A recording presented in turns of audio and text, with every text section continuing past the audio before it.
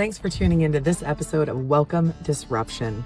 Today we are joined by Nick Millspaugh, the National Accounts Manager for ServiceMaster by Crossroads Restoration. And we're going to talk about the resilience of senior living communities facing disasters and help you disaster-proof your community's plan to help get through this upcoming winter. So excited today to have with us Nick Millspaugh from ServiceMaster. Thank you so much for joining Welcome Disruption. Thank you for having me. Yes, we're so excited. Will you share a little bit about your role and tell us what it means to be a national account manager and how you help your clients? My name is Nick Millspaugh with ServiceMaster by Crossroads, national account manager. I came on board with ServiceMaster by Crossroads a few years ago, and our franchise in particular had been growing. And ServiceMaster has a large loss, basically an arm division of ServiceMaster, where we're all still franchisees, but it's a designation that designates us as a large loss location capable of handling large commercial losses, but also capable of mobilizing. And with that, all of the requirements, I came on board a little over 3 years ago with ServiceMaster because having an actual account rep was required as one of the requirements for SRM. Awesome. So who are you usually connecting with when you're out and talking about ServiceMaster? So what becomes complicated with who I connect with is you never know exactly who the person is going to get the call. So we typically, as national account managers, have some type of focus on verticals of different places of business. So we have the multifamily, we have the insurance vertical, we have some reps will focus on plumbers, property managers. My specific focus is the healthcare industry, so I focus on folks within hospitals. So the person that typically gets that call is going to be the engineers within the hospitals. And then I also focus on long-term care, so assisted living, memory care, nursing homes.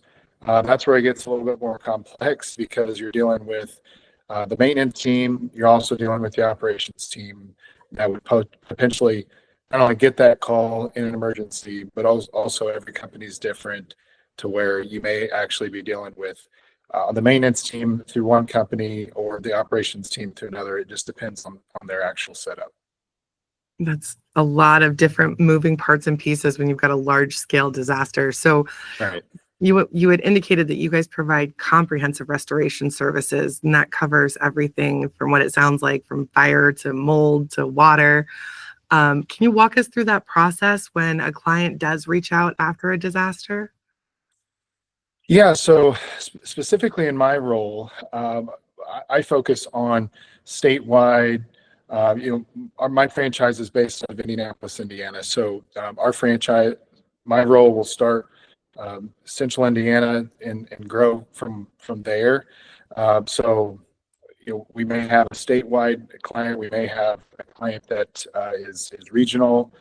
May have a nationwide client. So first thing is when they call me, I need to know where's the building. We also need to know who is going to be the on-site contact. What do you have going on? Is it a mold issue? Is it emergency water, fire, smoke? Is it a biohazard cleanup? Do we have some type of cleanup that's needed from an accident within the facility that's caused something like blood that needs cleaned up that your facility can't necessarily clean up? To back up a little bit, when somebody calls me, it's because they've deemed it as a disaster. And a lot of times when folks will think of a disaster, the first thing they think about is catastrophic event. It's been a major hurricane, a major tornado, something that's wiped out of town. For us, we lean on the Red Cross's definition of a disaster, which in very simplistic terms is essentially anything that your facility, your building cannot handle within yourselves, and then you need extra help. So if a facility calls me and says, Nick, we had a toilet overflow for just about 2 minutes, but I got it cleaned up, That's not necessarily a disaster. However, if they're not sure that it's cleaned up totally, that can qualify if they need our help and they need us to come out there, which is different than sprinkler heads going off for over an hour and flooding an entire wing of a building.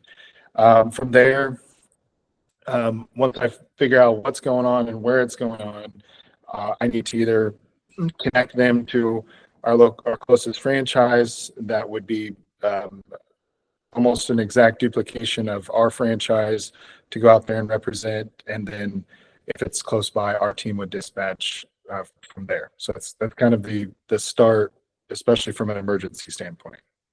Excellent. So, I mean, identifying where the disaster is and then mobilizing the correct team for the correct project cleanup, right? So from my understanding, when you're doing a large scale disaster, say a water main break, right? The restoration, while there's an urgent component, like you had said, is there currently water pooling somewhere, as well as the long-term kind of complex delivery of the restoration.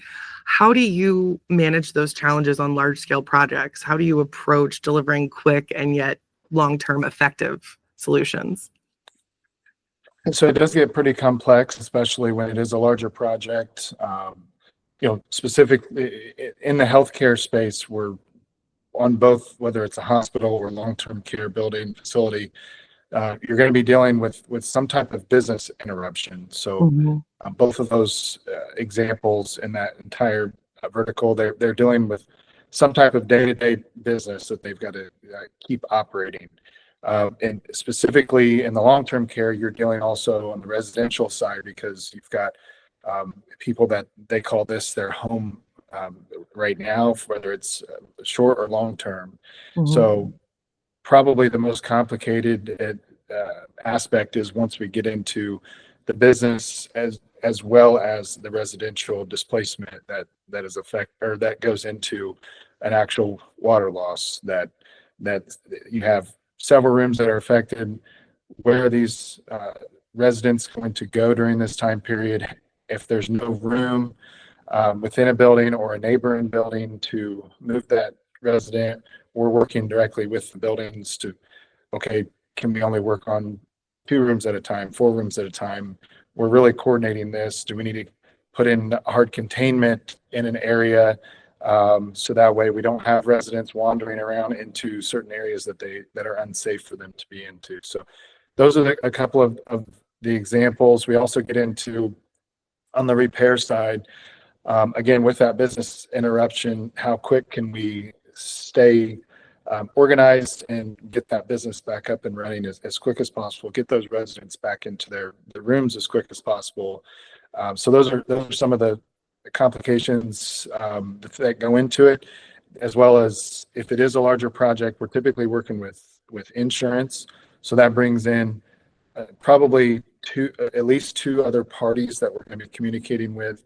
There's usually an adjuster, an independent adjuster, some type of consultant, possibly a public adjuster. So when we're doing that often will, although that's the proper way to go when it's a larger loss, it sometimes will stall or slow down the process to completing that, just because there's more parties involved. Yeah, more cooks in the kitchen usually doesn't improve the soup, right? Right. I love that saying. One of the things that we see as it relates to, on the Adage Marketing Group side, as it relates to disaster management, is the communication that, in addition to what you're doing and coordinating all of those separate groups, is also the communication to residents, to staff, to family members, to say, hey, here's what happened. Here's how we're handling it. And I think knowing that a partner like ServiceMaster is there to lay out that roadmap would be incredibly helpful. So is that a kind of sidebar question? Is that something that you have a lot of communication with your clients about, helping them work through, kind of a desktop exercise or a preparedness plan? Yeah. So we try to take as much of a proactive approach as possible. So with that approach, we run into clients that are in a few different positions whenever I meet them. So whenever I meet them, they've already got a plan in place. they may or may not be happy with their current disaster recovery provider. Um, Either way, we're open to helping add to that proactive approach, maybe be their backup vendor, because if things get busy, they may need somebody else, or there may be another opportunity that arises throughout. The second type of client that I'll come in to contact with is they've maybe never had an incident, so it's never been top of mind. It's never been something that they've actually had to think about, and so that's more of the educational meeting, to where they may not realize the need because they've never went through it before. So we're really walking them through that as much as possible.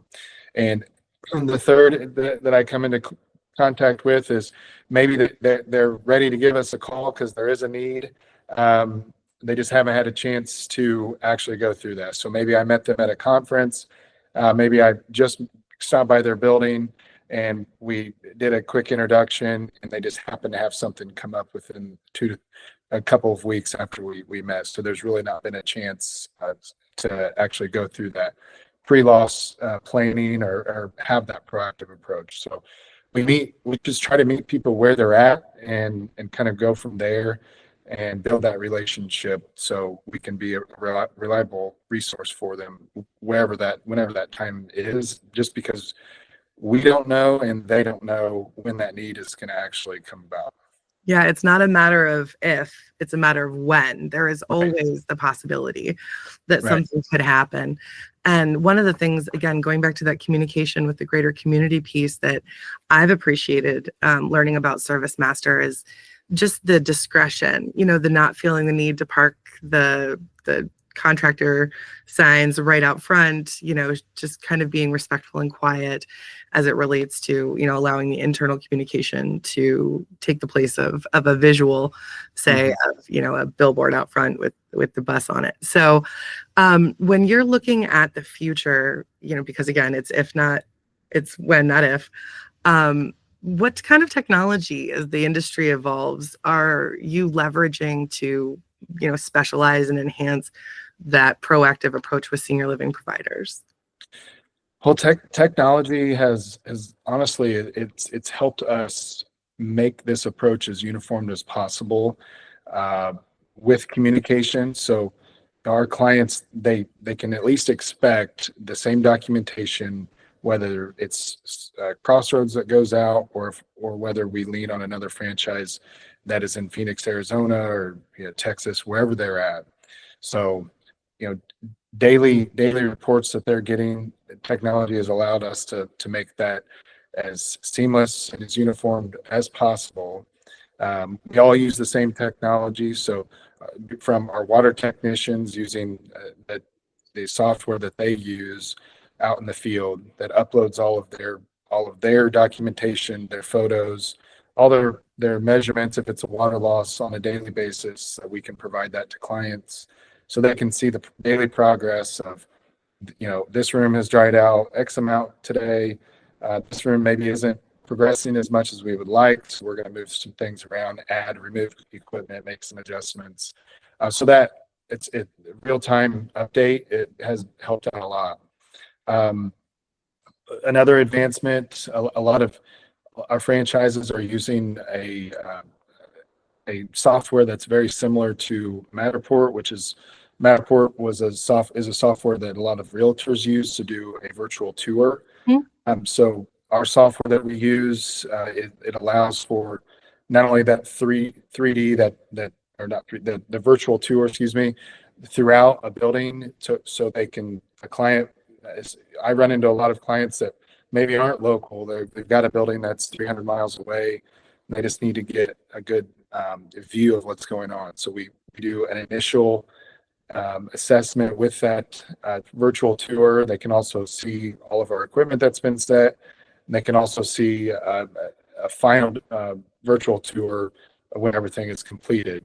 This comes in handy a lot whenever whoever's paying the bill, right? So if they want to verify our equipment count, verify anything that we've done with demo, or even we can do a final walkthrough with our virtual tour with them as well if they're not able to be on site. So this just has been great. And finally, we have ServiceMaster has a really cool app now that they've been using. We've more and more of reps like myself have been utilizing it, and basically the app, it helps for streamlining communication to myself, to make sure that they've got the right contact, the right ServiceMaster, and then it also helps with weather alerts and weather reports for their area. So I have a lot of contacts that have locations that cover multiple states.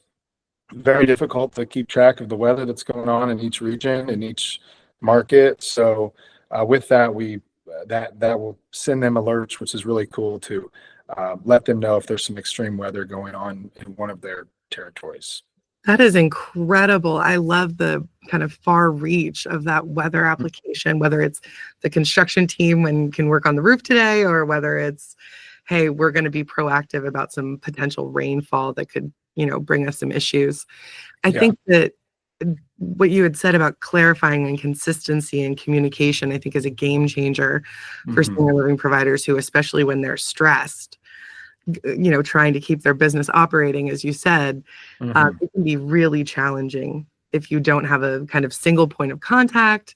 And I've never imagined such a wonderful use for the Matterport tours. We've solidly recommended Matterport tours for our clients, so the end user can see progress, updates, etc.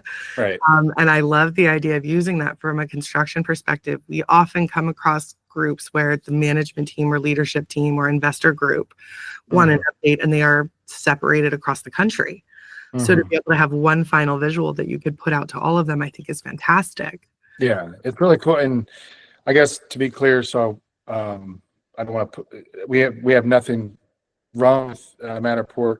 The software is called DocuSketch that we use, and it's becoming a lot more popular and specific to our industry. So I think what they did was they took the foundation of Matterport and they built off of that, and we can actually do an entire sketch through through that virtual tour now, as opposed to having to do it from hand.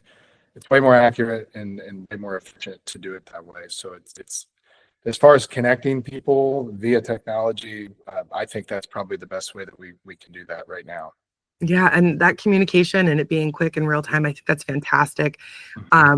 When we look at, this last year, there's been a lot of large scale disasters. I was actually just reading the McKnight's that came out this month that was praising, the state of Florida for being proactive. I think that your region maybe isn't necessarily running into as many hurricanes, but do you have any recent projects that stand out to you where your team was able to kind of step in and help a client? Yeah, so there's major ranges. So, you had mentioned Florida and reading it in the McKnight's report. So one range kind of on the extreme that we go to when our team brings in SRM members, and we want to know if they're capable or willing to actually travel whenever something comes up. So our franchise is ready to go to mobilize whenever something does happen. So Hurricane Helene hit earlier in this fall, and part of our process is we go down there usually a day or two before the hurricane is hitting. We don't know when or where the actual damage is going to be. We have a pretty good idea, because if anybody watching this has ever watched the Weather Channel when there's a hurricane coming, it's usually about 2 weeks. I mean, we've already been hearing about what is it, Sarah, that's coming right now, and I think I've been hearing about that for several days already. From there, once we get staged, the thing that's been a really cool experience for me is to experience this firsthand. We'll reach out to all of our clients that we know that are in the general vicinity to let them know, hey, we're going to be in the area. That's part of a really good, one of the really big advantages of being with us, with our pre-loss agreement, because we'll go down there, and their top priority, if they've evacuated the building, we'll go check out the building for them to verify whether or not there's damage, or even if they're there and let us know that they do have damage from being an existing client, we'll go there and check it out first. So when there's massive damage in an area, it's very beneficial to know that, all right, I've already got my team ready to go to come in. They're on the ground and they're ready. Right. Yes. That mobilization, I keep feeling that that's a really powerful factor here Mm-hmm. for making the decision to either not have a ServiceMaster type partner, like a recovery management support team. Again, it's when, not if. So with that in mind, having one that's able to physically boots on the ground to you, Mm-hmm. and being aware of, proactively staging, that's brilliant. Yeah. And I think, before I was with ServiceMaster, I wasn't really sure exactly how that worked, but it makes it makes everything a lot stronger to back me when everything that I'm talking about and discussing with our capabilities when I actually witness it firsthand. I get down there, we've got 90 plus other franchises that are in the same area doing very, very similar tasks that we are. And I just know that, and I can let my clients know, hey, if it's something very large, we do have 90 other franchises here that are ready to jump on and help as well. From Helene, that obviously resulted in tragic, catastrophic loss in Asheville. So, when we've stayed in Helene for about a week, went up to Asheville, and we joined several other franchises working on a couple of very large projects. And there's still franchises in that area. And so I've been able to live that part firsthand, but it ranges. It might be something where we're planning for the unknown, where we know something's happening, but we don't know what's going to happen. And then we're also, we try to help our clients be as proactive as possible, because we know that we're going to have to be the ones reacting whenever it does happen. And because we really don't know when it's going to happen either. So that can range from over the winter. I had several middle of the night calls because pipes bust, sprinkler heads go off, and especially in the north and the Midwest where it gets extremely cold. That proactive approach, asking people, do you know who calls, first of all, who are you going to call? Second of all, who's going to make that call? And then who's the on-site contact? Who makes decisions? Do you know where to turn the water off? Just little things like that. Have you guys gone through your emergency preparedness plan? But there's several that you asked for specific examples. So one in particular here in Indiana over the winter, we sent a team that was almost 3 hours away. I got the call. We started sending our team up there, but another franchise was really close by, so they got on site, started extraction, and got started for us. So that way we stayed within our promise of response time that ServiceMaster would be on the ground. We did something similar out in Maryland where there was an apartment fire, and we made the decision for our supervisor to be on site because it was a newer client. And although we trust our service masters, we want to make sure that they got just complete red carpet service to make sure that everything went smooth with that fire, and it was more complex. But I also got a call last week where, hey Nick, I thought that I think that we might have mold, but I'm not sure.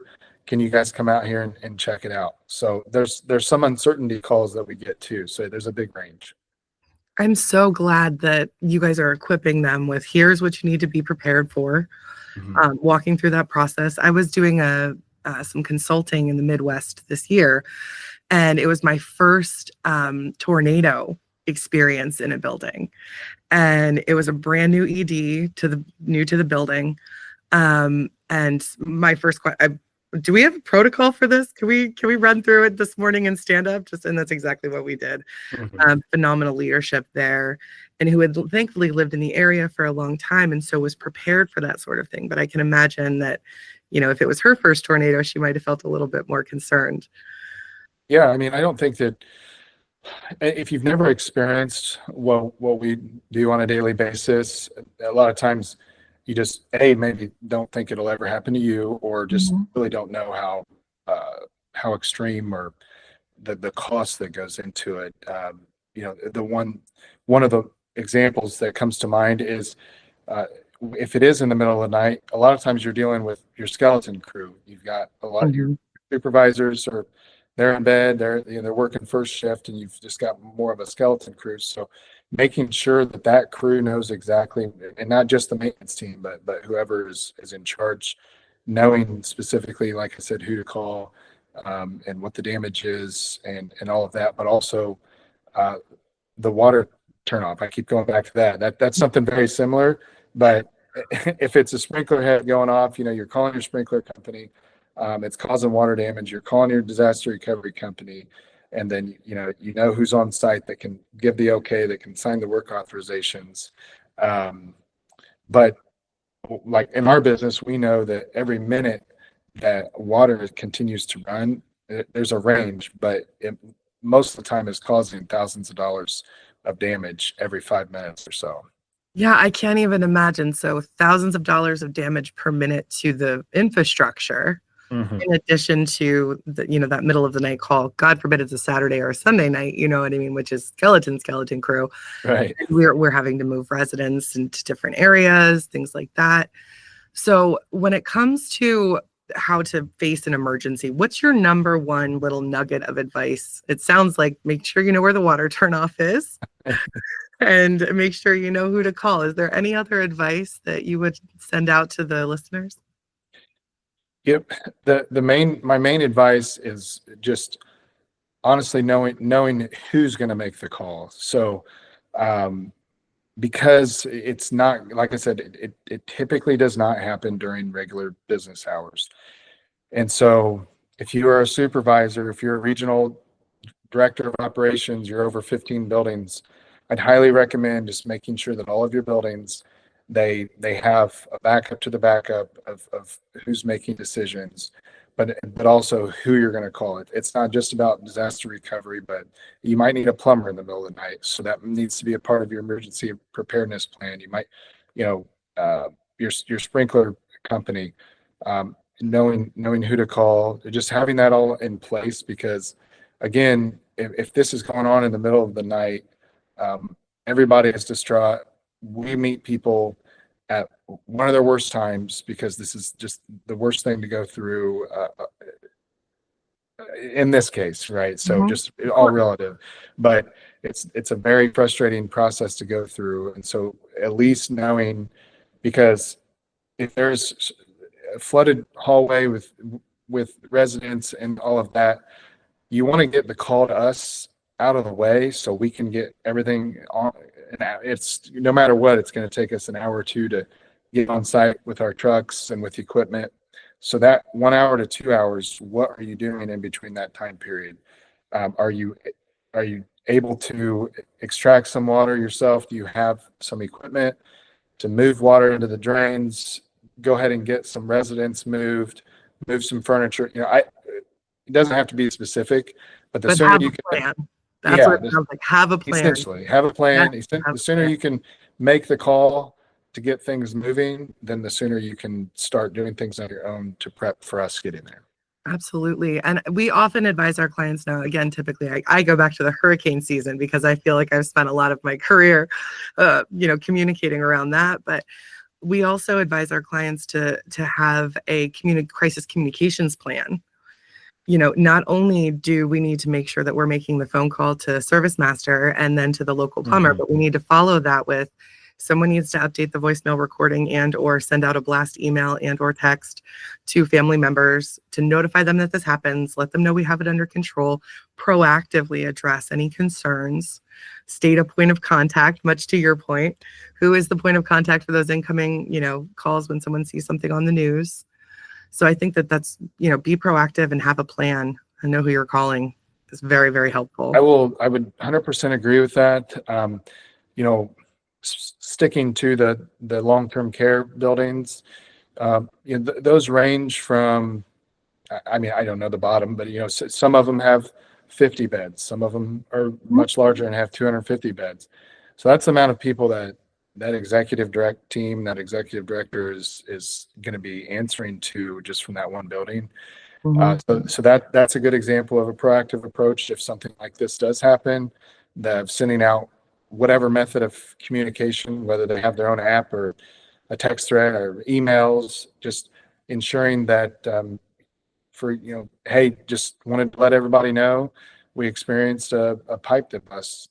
These rooms were affected, and this is what you can expect over the next several days, and letting people know that we're going to be sending updates. And in that way, then it's on ServiceMaster to provide those updates to the proper people and help provide that peace of mind for not only the residents through the executive team, but also the executive team. So that way he or she is not necessarily getting bombarded with questions, because that does happen. I mean, the apartment fire I just gave you an example of, there were 27 rooms affected. So 27 residents were affected, and every day at the start, all 27 were asking, "Hey, when's my room next? When are they coming? When am I getting helped out?" And so, very quickly, we started providing within our project man. We sent out a daily project managers report, and so in that report, it detailed each room of our progress and where we were at, and so that allowed the executive director, the project property manager, to provide those updates.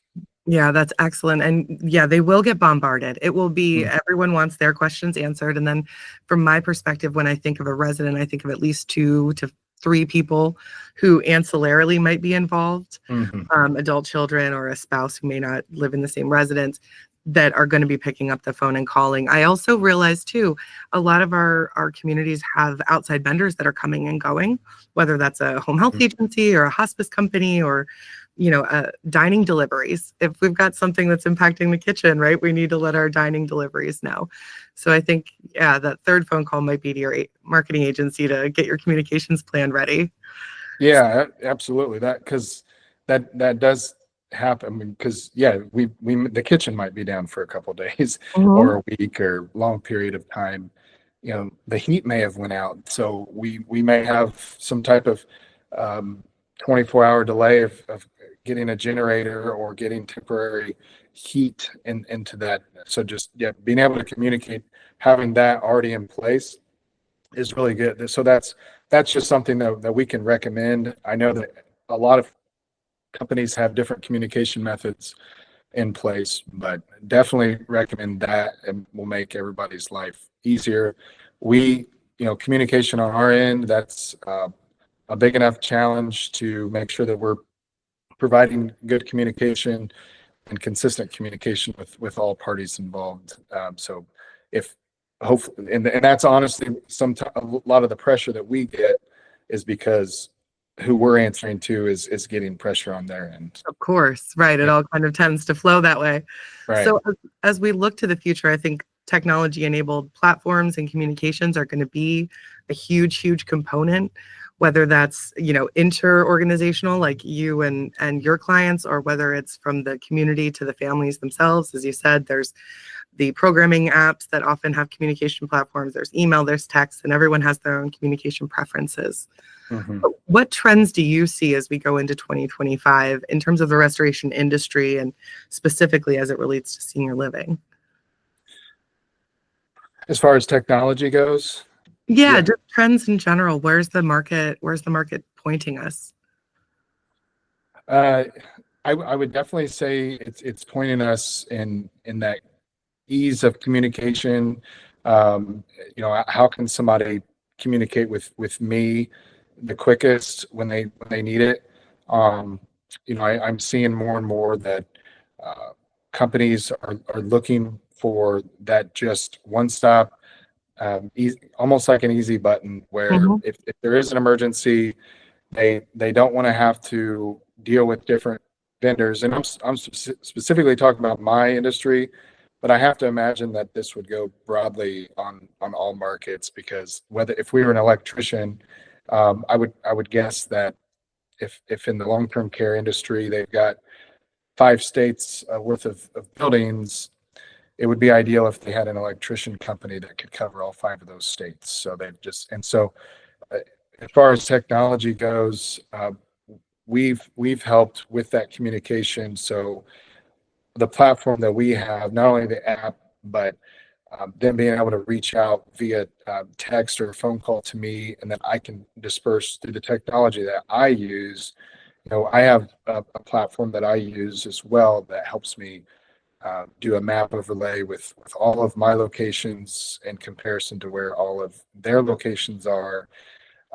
That is a huge asset for me. So when somebody calls me, I'm able to just pull it up real quick. I search by closest SRM, ServiceMaster Recovery Management, because that's our large loss. Next by relationship, and third by closest based on proximity to get help for my clients. But the nice thing is our clients don't have to know any of that, and they just call me and they know that somebody's on the way within the next hour or two. Yeah, I'm definitely seeing that same push towards, in the other aspects of business where we consult in senior living. We're definitely seeing that push towards, I just make it easier, make it simpler. I don't want one more software, one more platform, one more login. And for us, we've definitely spent a lot of years in that role of the ultimate Rolodex. If you have an issue, being able to call, and the Adage marketing group team will, if it's a dining issue, we'll make a referral. If it's an operations support issue, we'll make a referral. If it's a disaster, we'll make a referral, and we'll get you to the right person, and you only have to make that one phone call. So I think that that's definitely industry wide. As people are transitioning around from different, mergers and acquisitions, we're definitely seeing that trend as well. Well, just one more thing to add to that. You and I are a good example. If it weren't for technology, I would see you 1 to 2 times a year. Right. Yeah, right. So we're doing this remotely now, and I think that when I say disaster and how we define it, I think that's probably one of the biggest challenges when you have operations, and more specifically, you have a maintenance team where he or she is hired literally to take care of that building, and being able to decide, all right, when am I going to let go of the reins and ask for help? That's a pretty big step for a person to figure out, because it's not always clear cut. And so we try to help educate through technology as well, because I may not be able to get to every building and have a sit-down meeting in a timely manner and be very efficient, but it is becoming more common where we'll do a Teams or a Google Meet like this, and we'll not only talk through it, but we'll utilize technology for me to be able to show examples of, all right, here's a good example of how we helped.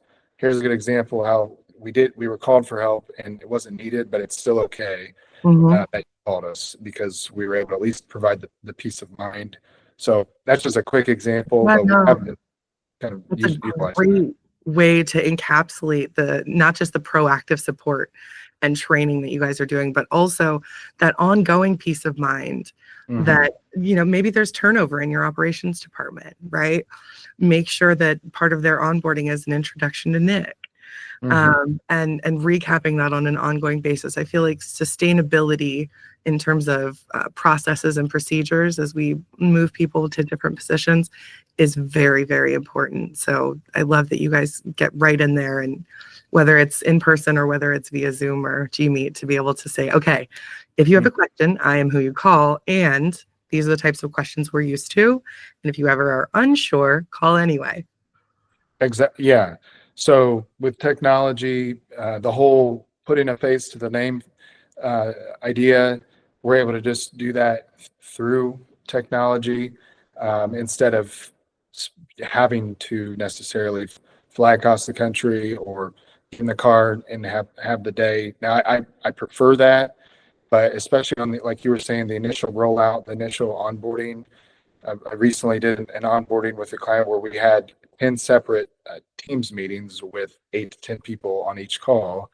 And it was great because we basically knocked that out in a couple of days. I was able to meet all the key players that would potentially be calling me, answer questions. And then now throughout our relationship, they've actually met me and at least seen my face I've answered their questions initially.